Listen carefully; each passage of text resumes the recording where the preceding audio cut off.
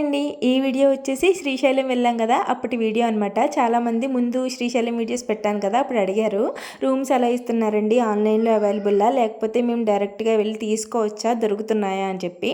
మనం డైరెక్ట్గా వెళ్ళి తీసుకోవచ్చండి, దొరుకుతున్నాయి. కానీ ఇప్పుడు అవైలబుల్లో లేవు అనుకుంటున్నాను, ఎందుకంటే శివరాత్రి ఉంది కదా అప్పుడే అంటున్నారు అందరూ. అక్కడ శివరాత్రి వరకు ఇంకా రూమ్స్ అవి ఖాళీ లేవు, అన్నీ బుక్ అయిపోయినాయి అని చెప్పి అన్నారనమాట.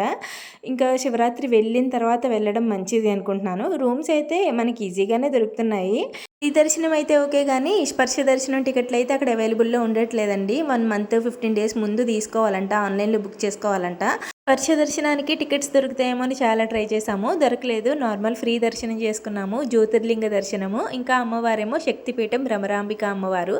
దర్శనం అయితే చాలా బాగా జరిగింది. ఇంకా దర్శనం చేసుకుని అలా నడుచుకుంటూ కాటేజ్కి అయితే వచ్చేసాము. కాటేజ్లో పిల్లలు ఆడుకోవడానికి, పెద్దవాళ్ళు రిలాక్స్గా కూర్చోవడానికి చాలా బాగుంది. ఇంకా బయట వ్యూ అయితే అద్దరిపోయింది. ఓం నమ శివాయ, హర హర మహాదేవ్.